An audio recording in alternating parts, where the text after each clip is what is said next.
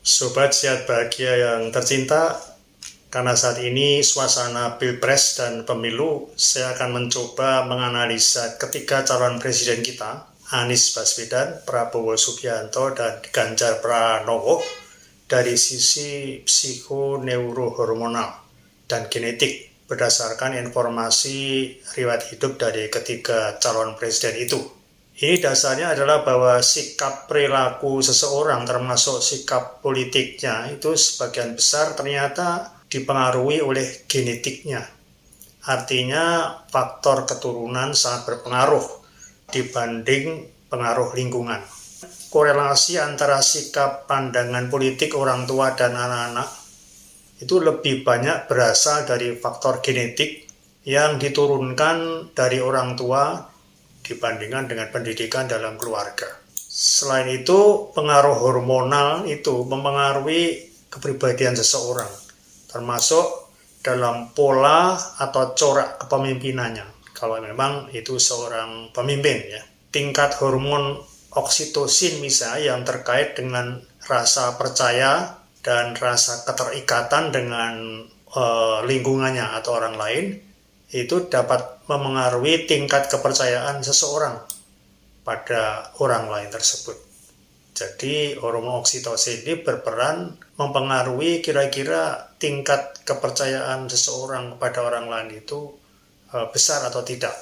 Banyak orang yang tidak gampang percaya pada orang lain banyak disebabkan oleh pengaruh dari oksitosin, hormon oksitosin. Dan itu juga mempengaruhi apakah seseorang itu, kalau itu seorang pemimpin, itu menerima perbedaan. Apakah mudah menerima perbedaan atau menerima prinsip demokrasi, ataukah seseorang itu kemudian menjadi otoriter. Kemudian ada tingkat hormon kortisol. Jika mempunyai tingkat hormon kortisol yang besar, itu akan dikaitkan atau akan mempengaruhi kadar pengaruh stres terhadap seseorang. Dan karena mempengaruhi kadar stres seseorang, maka mempengaruhi tingkat toleransi seseorang terhadap jika ada risiko dan ketidakpastian. Artinya, jika dia sedang menghadapi risiko dan suasana ketidakpastian, bagaimana dia kemudian bersikap, karena itu akan menimbulkan stres.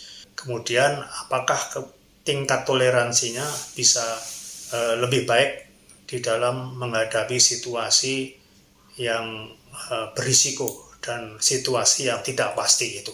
Dan ini juga akan berpengaruh terhadap jika seseorang, apalagi itu seorang pemimpin, itu mudah memiliki sikap curiga pada misalnya lawan politiknya. Dan akibat dari mudahnya menimbulkan sifat curiga atau mempunyai sifat curiga ini tentunya mempunyai sikap-sikap yang berbeda dengan pemimpin yang tidak terlalu mudah untuk mempunyai sikap curiga terhadap seseorang atau mungkin lawan politiknya misalnya. Kemudian dari sisi genetik juga dapat memainkan peran yang besar dalam keputusan seseorang untuk menjadi profesi. Misalnya saja di sini contohnya menjadi profesi tentara misalnya. Dan kita melihat di sini dalam kasus calon presiden ini Prabowo Subianto sebagai seorang militer dan juga Ganjar Pranowo yang mempunyai latar belakang bapaknya seorang polisi. Penelitian menunjukkan bahwa orang yang memiliki gen-gen tertentu itu lebih cenderung memiliki kepribadian yang kompetitif dan berani, yang dapat membuat mereka lebih cocok untuk karier di militer. Kemudian ada gen lain yang mempengaruhi kemampuan fisik dan sikap atau raga atletiknya, yang itu cocok untuk sebagai seorang tentara atau seorang militer. Lingkungan itu dapat juga mempengaruhi kebutuhan seseorang untuk menjadi tentara memang. Misalnya orang yang tumbuh di lingkungan yang penuh kekerasan atau konflik itu lebih cenderung tertarik pada karier militer. Orang yang memiliki keluarga atau teman dekat yang bertugas di militer itu juga bisa mempengaruhi atau lebih cenderung bergabung dengan militer. Kita mulai dari riwayat hidup masing-masing calon presiden kita ini. Kita mulai dari calon presiden yang pertama, Anies Baswedan, yang lahir pada tanggal 7 Mei tahun 1969 di Kuningan, Jawa Barat. Ayahnya bernama Rashid Baswedan yang profesinya adalah sebagai dosen Fakultas Ekonomi di Universitas Islam Indonesia. Anies itu merupakan cucu dari Haji Abdurrahman Baswedan atau dikenal dengan nama A.R. Baswedan. Kakeknya Anies itu merupakan pahlawan nasional dan dikenal sebagai seorang nasionalis, jurnalis, pejuang kemerdekaan, diplomat, mubaligh, dan juga sastrawan. Nah, kakeknya ini saya kira akan sangat mempengaruhi anak dan cucunya dari sisi genetik dan hormonalnya. Dan ternyata kakeknya ini, A.R. Baswedan ini, pernah menjadi anggota Badan Penyelidik Usaha dan Persiapan Kemerdekaan Indonesia, BPUPKI. Sebagai Wakil Menteri Muda Penerawan juga pernah pada Kabinet Syahrir, anggota Badan Pekerja Komite Nasional Indonesia Pusat, BPKNIP, anggota parlemen juga pernah, dan juga merupakan anggota Dewan Konstituante, jadi DPR pada waktu tahun 1955, yang pada waktu itu tugasnya menyusun konstitusi sebagai pengganti dari undang-undang dasar yang ada pada waktu itu. Selain itu, Anies merupakan sepupu dari Kompol Purnawirawan Novel Baswedan yang kita tahu merupakan penyidik Komisi Pemberantasan Korupsi KPK sejak tahun 2007. Nah, dari latar belakang ini kita bisa lihat bahwa pengaruh dari keluarga itu tentu akan sangat besar pengaruhnya terhadap Anies Baswedan ini. Ibunya Anies sendiri yaitu Profesor Dr. Hajah Aliyah Rashid Baswedan yang ternyata merupakan dosen dan guru besar emeritus di Universitas Negeri Yogyakarta. Jadi latar belakang seperti ini dari bapaknya, ibunya, kakeknya itu tentu akan mempunyai pengaruh dari sisi genetik, dari sisi hormonal, dan juga dari sisi lingkungan yang tercipta dengan keluarga yang aktivis berbagai organisasi, baik itu sosial maupun organisasi politik, dan dibesarkan di Yogyakarta. Nah, kemudian singkatnya bahwa Anies ini kemudian sekolah di Universitas Gadjah Mada. Pada waktu masih di SMP dan SMA juga Anies Baswedan ini aktif di OSIS, Ketua OSIS seluruh Indonesia. Pernah Anies ini terpilih menjadi Ketua OSIS seluruh Indonesia pada tahun 85. Jadi sudah terlihat aktivitas dan jiwa kepemimpinannya. Dan itu tentu dari sisi genetik itu dipengaruhi atau mendapat turunan dari kakeknya. Ya. Dari sisi ini Anies Baswedan bisa dilihat sebagai sosok yang cerdas, berwawasan luas, dan memiliki gaya kepemimpinan yang visioner. Berdasarkan analisis neuroscience, Anies itu memiliki tingkat IQ yang tinggi dan kemampuan verbal yang baik. Terbukti juga Anies lulus dari UGM dan kemudian mempunyai kesempatan untuk memperdalam ilmu di S2 dan sampai ke PhD di Amerika. Kelihatan dari pidatonya yang inspiratif dan menggugah hati. Anies juga memiliki tingkat kepercayaan diri yang tinggi yang tercermin dari postur tubuh yang tegak dan gerakannya yang dinamis. Dari dasar analisis psikologinya, Anies memiliki kepribadian yang ambisius terlihat dan kompetitif. Ia juga memiliki orientasi terhadap idealisme dan itu juga dipengaruhi oleh latar belakangnya yang kental dengan keislaman. Dari aktivitasnya di mahasiswa, dari mulai mahasiswa terlihat bahwa ingin selalu melakukan perubahan sehingga jargon perubahan ini ternyata juga diusung sampai pada waktu sekarang ini Anies mencalonkan diri sebagai calon presiden. Nah, kemudian Anies juga memiliki kemampuan untuk memahami dan merespon emosi orang lain yang tercermin dari gaya kepemimpinannya yang humanis.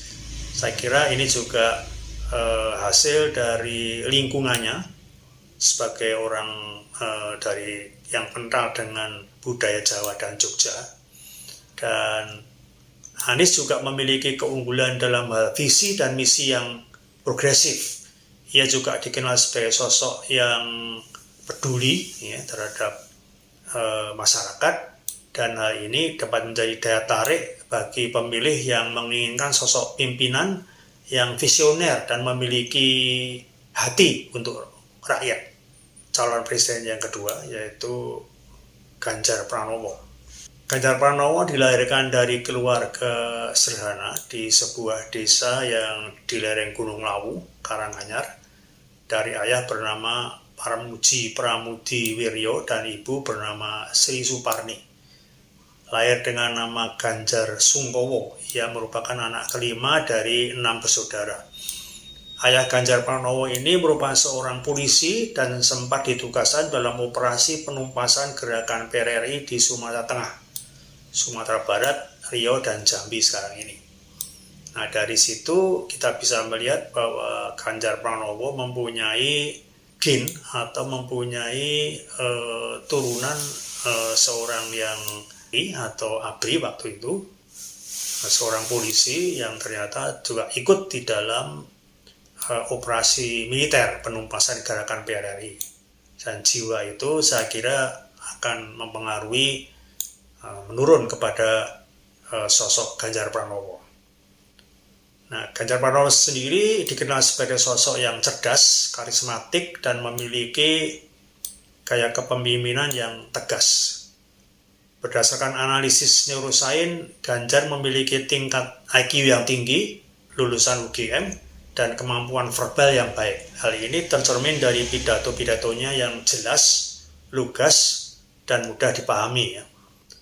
Ganjar juga memiliki tingkat kepercayaan diri yang tinggi, yang tercermin dari postur tubuhnya yang tegak dan gerakannya yang tegas.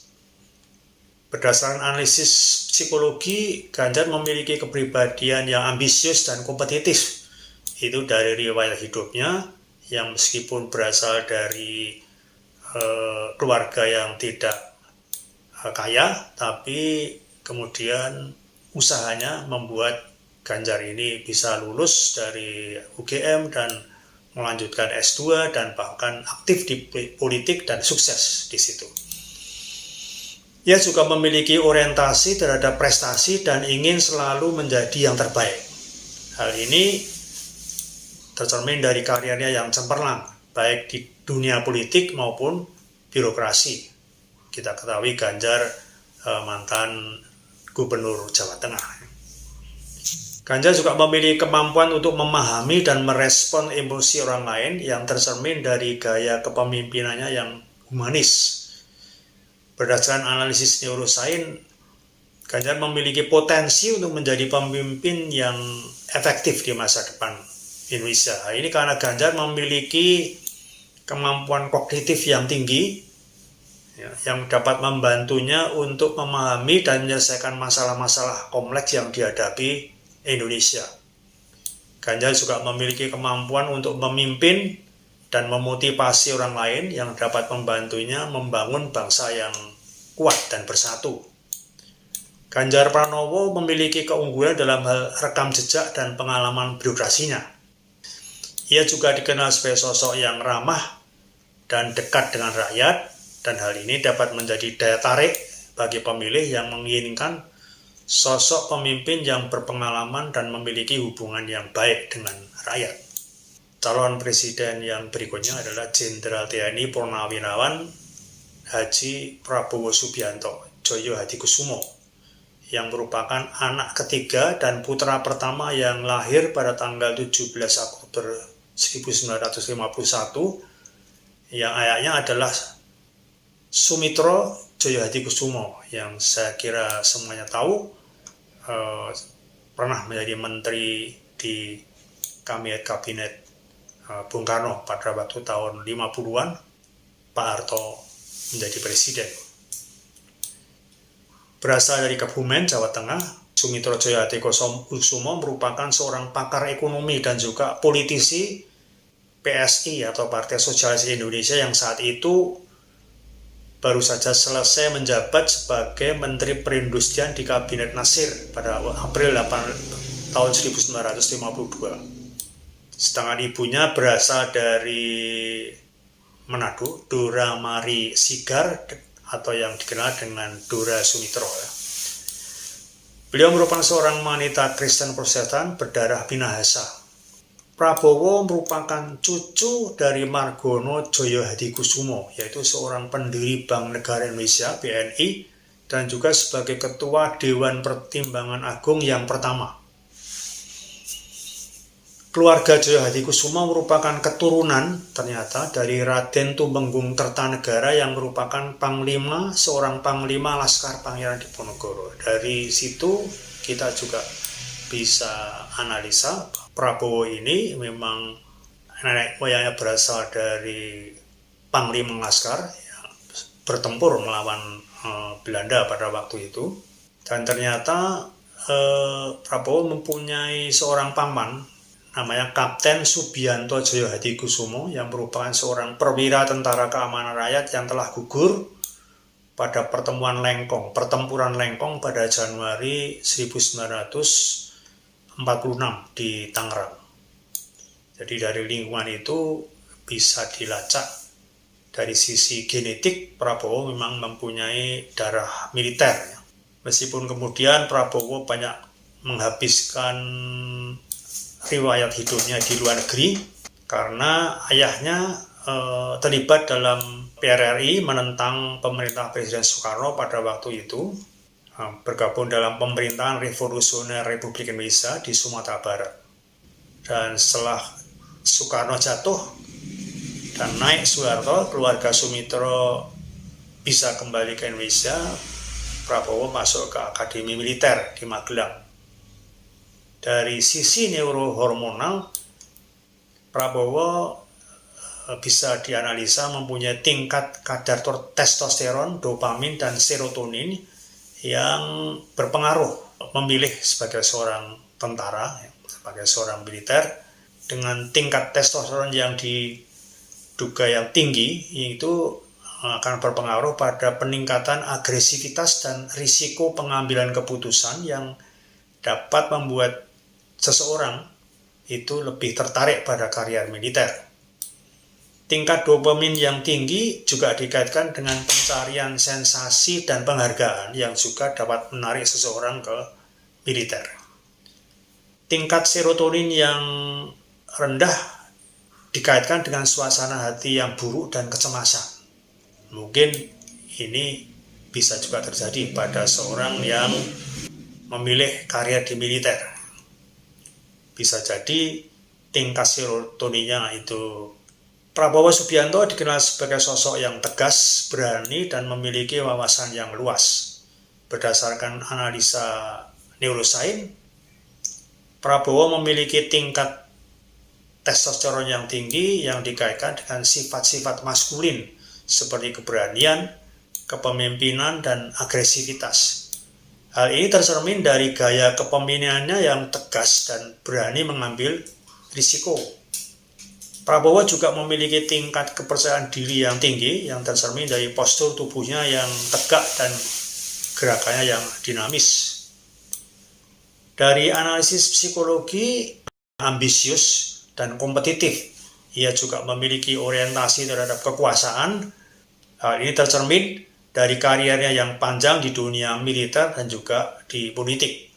Secara umum, ketiga kontestan calon presiden ini memiliki kepribadian dan perilaku yang cukup mirip.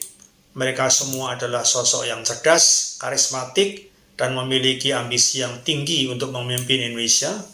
Namun mereka juga memiliki perbedaan-perbedaan yang dapat menjadi faktor penentu dalam pemilihan presiden mendatang.